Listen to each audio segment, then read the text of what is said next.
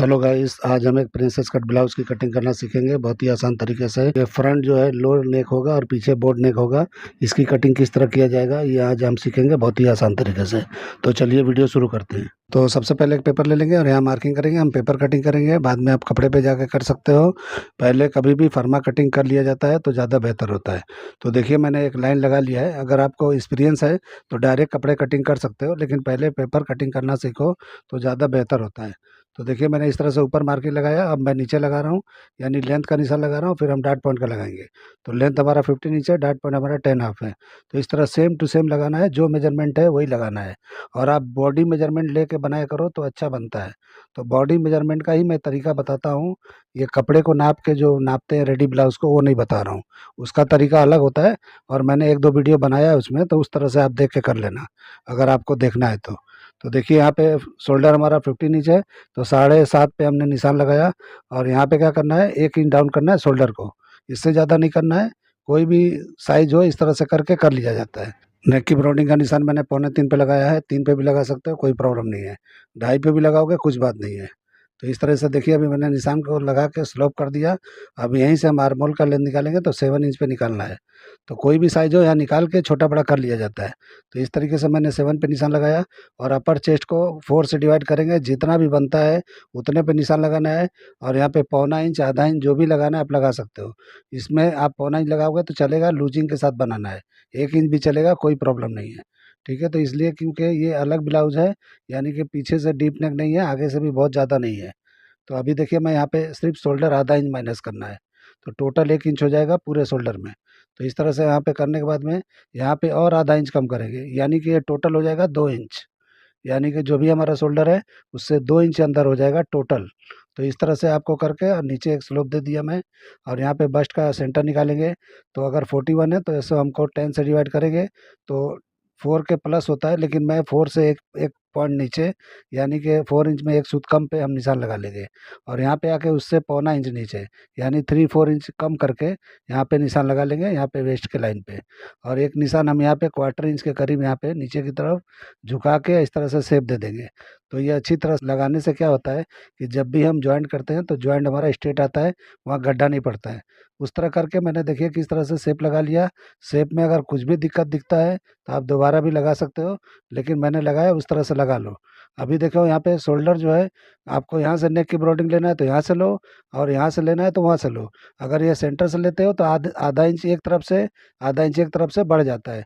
तो वो सोच के यहाँ से लगाओ, नहीं तो यहाँ पे जो भी हमारा होता है शोल्डर सीम वो लगा लो देख के। तो आप अपने हिसाब से लगाना, मैंने अपने हिसाब से लगा लिया है। अब यहाँ पे 7 इंच पे मैं लेंथ ले रहा हूँ नेक का। तो इस तरह से नेक का जो भी लेंथ है यहाँ पे जिस तरह मैंने नापा है इस तरह नापा जाता है क्रॉस में। इस तरह करके और मार्किंग कर देना है इस तरह जैसे मैंने किया। और मैंने जो फर्स्ट लाइन लगाया था वहाँ से ही नेक नापा है। सारे मेजरमेंट आपको वहीं से करना है। और देखिए वहाँ से नापेंगे तो डॉट पॉइंट कितना था, अभी कितना हो गया, तो ये कम हो जाता है। कम होगा तभी होगा ये बराबर। और आप समझोगे कि अभी ये जो है हमारा लेंथ जो है कम हो जाएगा, तो ऐसा कुछ नहीं होता है। लेंथ भी कम नहीं होता है, वो प्रॉपर हो जाता है। इसलिए होता है कि बैक से हम जब बढ़ाते हैं तो ऑटोमेटिक सही हो जाता है। अभी देखिए जो भी हमारा यहाँ का डाट का लेंथ है, यहाँ भी हम इस तरह से फैला के इस तरह से 1 इंच की ब्रॉडिंग पे, यानी 1 इंच का डाट यहाँ पे लगा देंगे। और इस तरह से जो भी हमारा ये अपर चेस्ट का निशान है, यही से नाप के देखेंगे कि हमारा आर्मोल बराबर है कि नहीं है। तो अगर ये छोटा आता है तो समझ लो नीचे की तरफ बढ़ा लेंगे, तो ये छोटा ही आ रहा है देख लो आप। तो अगर ये डीप नेक होता तो ये बराबर हो गया होता। सिर्फ ये डीप नेक नहीं है, इसके लिए ये कम आया है। तो आप इस तरह से नीचे बढ़ा लो आधा इंच के करीब, तो ये बराबर हो जाएगा। थोड़ा ज़्यादा ही आएगा, कम नहीं आएगा। जो भी 18 इंच हमारा है वो बराबर आ जाएगा जो मैंने अभी किया है। तो इस तरह से करके आप निशान लगा के, और प्रिंसेस कट का भी निशान इस तरह लगा लेना है। तो आप अपने हिसाब से सेट कर लो, निशान एकदम बराबर होना चाहिए, यानी जो भी शेप देख रहे हो अच्छा होना चाहिए। यहाँ पे 3.25 पे निशान लगा लो डाट का। 4 पे भी लगा सकते हो लूजिंग देना है तो। अगर बराबर पे रखना है, एकदम मीटो मीट रखना है कि जो फुल बस्ट है वही रखना है, तो आपको 3.25 पे लगाना है। लूजिंग देना है वहाँ पे 1 इंच का, तो वहाँ पे 4 इंच का लगाना है। और इस तरह से करके आप कर लेना। ठीक है, तो ये बराबर हो जाएगा। और इस तरह मैंने लगा के डाट को बराबर कर लिया, और इस तरह से मैंने शेप दे दिया। तो आपको इस तरह से शेप दे देना है। तो ये शेप एकदम बराबर प्रिंसेस कट का देना है। और जिस तरह मैंने दिया इस तरह दोगे तो बराबर आएगा। और उधर का जितना भी था हमारा 2.25 के करीब, 3 के करीब जो भी था वहाँ पे इधर ला के हम इस तरह से वेस्ट को 4 से डिवाइड करेंगे और 8.5 पे निशान लगाएंगे, क्योंकि हमारा वेस्ट 34 है। और यहाँ पे कम से कम, यहाँ पे देखिए क्वार्टर इंच ऊपर की तरफ गया निशान से, तो यहाँ पे बढ़ा के 1.25 इंच पे हम निशान लगा लेंगे। और निशान लगा लेंगे तो ये हमारा बैक का लेंथ यहाँ से निकलेगा। अभी देखिए मैंने साइड बंद कर दिया, अब नीचे का भी इस तरह से बंद कर देंगे। तो ये हमारा प्रिंसेस कट का पूरा मार्किंग हो चुका है। अभी इसमें कुछ भी बाकी नहीं है, आप देख लो। इसमें बेल्ट ब्लाउज करना है, सब्यसाची ब्लाउज करना है, वन टक्स ब्लाउज करना है, जो भी कट करना है इस पे कर सकते हो। तो आपकी मर्जी है, जिस पे जो भी सेट करना चाहो इसी मार्किंग पे इधर उधर करके सब सेट कर सकते हो। क्योंकि जितना हमको कटिंग करना था, जो हमारा मेजरमेंट निकालना था, मैंने निकाल लिया है। अब इसके बाद जो भी डिज़ाइन घुमाओगे आपका डिज़ाइन बन जाएगा। तो आपको सिखाने के लिए मैं एकदम ईजी तरीका बता रहा हूँ कि इस तरह से करके होता है। तो मैं इसी तरह से करके उसके बाद कोई भी डिज़ाइन को कन्वर्ट कर देता हूँ। तो आप लोग भी इस तरह करके ट्राई किया करो। अभी देखिए बैक की कटिंग हम पहले कर लेंगे, बाकी का प्रिंसेस पार्ट वगैरह हम बाद में कटिंग करेंगे। तो इस तरह से बराबर पे ही पेपर को रखना है, कम ज़्यादा नहीं करना है, क्योंकि पीछे से डीप नेक नहीं है। ठीक है, अभी देखिए मैंने शोल्डर का निशान लगाया और ऊपर आधा इंच बढ़ा के और एक लगाना है। तो इस तरह ज़रूरी है बढ़ाना, नहीं बढ़ाओगे तो ये हमारा फ्रंट पीछे की तरफ भागेगा, अच्छी तरह नहीं बैठेगा। डीप नेक होता है, उसमें हम बराबर पे कटिंग करते हैं। अगर डीप नेक नहीं है तो आधा इंच बढ़ा लेना है। और यहाँ पे ओरिजिनल शोल्डर जो भी आपका है उतना लेना है, कोई माइनस नहीं करना है यहाँ पे। तो मैंने फ्रंट में किया था आधा इंच, यहाँ नहीं करना है। इस तरह से मैंने निशान को लगा लिया। अब यहाँ पे जो भी अपर चेस्ट का हमारा निशान है वहाँ पे हम निशान लगाएंगे। जो हमने आधा इंच बढ़ाया था वहाँ नहीं लगाना है। तो आधा से पौना इंच जो भी आप बढ़ाए हो यहाँ पे वहाँ पे नहीं बढ़ा के लगाना है। जो हमारा पहले का मार्किंग है 4 से डिवाइड वाला, उस पे ही मार्किंग करना है। और यहाँ से इस तरह सरका के और हमारा एक निशान ये साइड के बराबर हम करके लगा लेंगे। तो ये जो लेंथ निकला है हमारे बैक का लेंथ है। तो इस तरह से हमारा बैक का लेंथ निकल जाता है। ठीक है, तो अब हम सीधा एक मार्किंग कर लेंगे और उसके बाद एक्स्ट्रा भी मार्किंग कर लेंगे, क्योंकि हम पीछे डाट लगाएंगे तो यहाँ पे ज़रूरत पड़ता है एक्स्ट्रा हमारे को, मतलब जो भी है पेपर का। तो इस तरह से हमको लगा लेना है।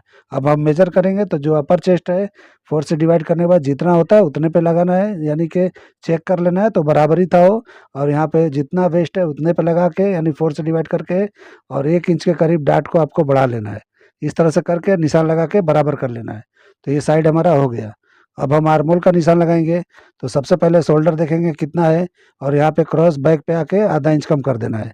आधा इंच करोगे, क्वार्टर इंच करोगे, नहीं भी करोगे, आपकी मर्जी है, जैसा आपको लगे वैसा कर लो।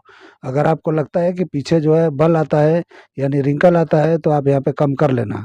ठीक है, तो इस तरह से करके अब हम क्या करेंगे, सीम को बराबर करेंगे, शोल्डर सीम को। तो इस तरह से करने से क्या होता है कि ये बराबर रहेगा, तो कटिंग करोगे तो बराबर बैठेगा, छोटा बड़ा नहीं होगा, बराबर एकदम एक साइज में होगा। अब यहाँ पे मैं निशान लगा के दिखा देता हूँ कि हमारा जो भी आपको उतारना है मतलब बैक को, यानी बैक के नेक को, तो कितना उतार सकते हो, 4 इंच तक।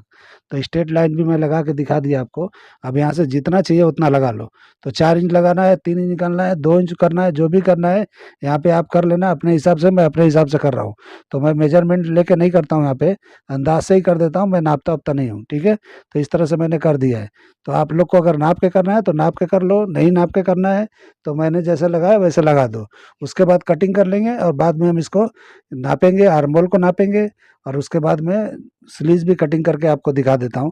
क्योंकि मुझे जो भाई ने दिया है वो आधा अधूरा नाप दिया है, तो कुछ इसमें मिसिंग है। स्लीव्स दिया है लेकिन उसमें जो है हमारे पास वो नहीं है, मोहरी का नहीं है उसका, यानी बॉटम का मेजरमेंट नहीं है। फिर भी हम करके दिखाएंगे। अभी देखिए मैंने इस तरह करके डाट को भी कटिंग कर लिया। अभी डाट को क्लोज करके हम नीचे का लेंथ भी बराबर कर लेंगे। तो यानी कि देखिए इस तरह करने से गड्ढा पड़ता है, तो इसीलिए बढ़ा के किया जाता है। और यहाँ पे इस तरह से रख के सीधा कर लेंगे तो ये अच्छी तरह से हो जाएगा, यानी स्ट्रेट हो जाएगा। तो स्ट्रेट होने से क्या होता है कि जब भी आप बनाते हो तो ब्लाउज स्ट्रेट दिखता है। और एक भाई ने पूछा था कि पीछे बॉर्डर लगा रहे हैं तो क्या करें, तो आपको इस तरह से नहीं करना है जैसे मैंने किया है। सीधा रख के कटिंग कर दो। ये इस तरह से मीटो मीट करके कटिंग नहीं करना है पेपर को। जैसे मैंने पहले लाइन लगाते हैं उसी लाइन पे कटिंग कर दो। और डाट वहाँ मारना है मार सकते हो, कोई बात नहीं है। थोड़ा गड्ढा ही दिखेगा, कुछ दिक्कत नहीं होने वाला है। तो इस तरह से आप कर सकते हो। कुछ भी प्रॉब्लम हो तो मुझसे पूछो, मैं बता दिया करूँगा। लेकिन कुछ कमेंट मुझे समझ में नहीं आते, इसलिए दिक्कत होता है। ठीक है, तो अभी देखिए मैंने इस तरह से डाट को कटिंग किया। अभी आर्मोल के डाट को हम कटिंग कर लेंगे और यहाँ पे बराबर पे रख के शेप देंगे आर्मोल का। तो देखिए आर्मोल का कोई मैंने मेजरमेंट क्रॉस फ्रंट का नहीं लिया है, इसी तरह से कटिंग कर दिया, ये बराबर हो जाएगा। अब हम नाप के आर्मोल को भी दिखा देंगे कि कितना इंच आ रहा है। तो देखिए मैं कितना ईज़ी कटिंग, कितना आसान कटिंग आप लोग को बताता हूँ कि बिल्कुल आसानी से आप लोग कर सकते हो। तो आप लोग को तो बहुत लोग को समझ में आ गया है, लेकिन बहुतों को समझ में नहीं आया होगा। लेकिन जिस भी भाई को नहीं आया, अच्छी तरह से इस वीडियो को देखो और समझो। अगर कुछ भी नहीं समझ में आता है, आप मुझे कॉल कर सकते हो, आप मुझे मैसेज कर सकते हो, कमेंट कर सकते हो, नो प्रॉब्लम। जो भी है मैं तैयार हूँ। मैं सारे कमेंट का भी जवाब देता हूँ और जो भी होता है कुछ-कुछ का नहीं देता हूँ, क्योंकि कोई-कोई भाई लोग तो ऐसे-ऐसे ड्रेस भेज देते हैं कि जिसकी स्टिचिंग ही 50,000 के ऊपर मैं लेता हूँ। तो स्टिचिंग का चार्ज लेता हूँ, ऐसा मत समझना कि फुल चार्ज होता है, एम्ब्रॉयडरी के साथ नहीं। वैसे-वैसे ड्रेस का ये लोग भेजते हैं, तो बताओ मैं वीडियो कैसे बना सकता हूँ? कर को भी स्टिचिंग के साथ माँगते हैं, तो मैं कैसे बनाऊँ ऐसे-ऐसे ड्रेसों का? वो तो ड्रेस मेरे पास स्टिचिंग के आते हैं तो 40-50,000 से तो शुरू होते हैं, 1-1 लाख रुपए तक स्टिचिंग चार्ज होता है मेरे पास। तो कुछ भी मत भेजा करो कि इसकी कटिंग करके, स्टिचिंग करके दिखाओ, तो पॉसिबल नहीं है, वो काम मत किया करो। जो भी ईज़ी है, आसान है, पेपर पे आप समझना चाहते हो, तो बॉडी का पार्ट बोलो कि हमको इसको कटिंग करके दिखा दो, हम दिखा देंगे। पूरे-पूरे आउटफिट का कटिंग करके, स्टिचिंग करके दिखाने का मतलब है कि लाख लाख रुपए का नुकसान करना, 50,000 का नुकसान करना, तो इतना कौन करता है? तो इसीलिए मैं वो नहीं कर सकता, इसलिए आप लोग समझ के इस तरह का कोई भी ड्रेस का भेजा करो। क्योंकि मैं आपको दिखा दूँगा, मेरे पास तो अभी इमेज नहीं है, अभी ये वीडियो में नहीं दिखा रहा हूँ, लेकिन स्टिचिंग चार्जेज़ जो होते हैं, व्हाइट गाउन जो होते हैं, जिसमें कोई एम्ब्रॉयडरी नहीं होता है, उसके चार्ज कितने ज़्यादा होते हैं आप लोग को पता ही नहीं है। वो 40,000 से शुरू होता है और कम से कम 1-1 लाख रुपए तक स्टिचिंग चार्ज होता है। आप बोलोगे ऐसे कैसे होता होगा? होता है, उसमें बहुत सारा काम होता है। एक ड्रेस 10 दिन, 12 दिन में बनता है, उससे पहले रेडी नहीं होता है वो। तो इस तरह का काम होता है, तो आप लोग नहीं जानते हो, तो इसलिए आप लोग को आइडिया नहीं होगा। मुझे सब पता है, मैं सब करता हूँ, सब जानता हूँ, ठीक है? अभी देखिए स्लीव्स की कटिंग मैंने इस तरह से कर रहा हूँ, तो मैंने बताया नहीं इसका, तो जो भी लेंथ है वो मैंने निशान लगाया और यहाँ पे बाइसेप का निशान लगाया तो 14.5 या 15 होगा। तो इस तरह से निशान लगा के मैंने लगा दिया और उस तरह टर्न किया, तो जहाँ टकराया वहीं पे मैंने निशान लगा दिया। और यहाँ पे आपको इस तरह फोल्डिंग वाला रखना है तो रखो, वैसे ज़रूरत नहीं है, फिक्स फॉर्म में ये सब नहीं होता है। वो कपड़े पे जब करते हैं तो इस तरह किया जाता है। लेकिन अभी मैं कटिंग करके हटा दूँगा उसको, तो इस तरह से सिर्फ़ समझ लो आप। देखो मैंने कैसे शेप लगाया है, इस तरह से कटिंग होता है और मैंने कोई कैप हाइट नहीं नापा है, लेकिन अभी मैं नाप के दिखा देता हूँ कि कितना निकला है। तो इस तरह से ऑटोमेटिक निकलता है जो भी निकलना है। तो ऐसा नहीं होता है कि आप जो है कुछ भी अंदाज़ से मैं नहीं कटिंग, मतलब ऐसे नहीं कर देता हूँ कि कुछ भी कर दिया, आप लोग के समझ में नहीं आया। इसका एक तरीका है कि बाइसेप निकालो, वहाँ पे नापो, उसके बाद में इस तरह का शेप जैसे दिया मैंने वैसे दे दो और उसके बाद में कटिंग कर दो। वो परफेक्ट जाके सही जगह पे बैठ जाता है।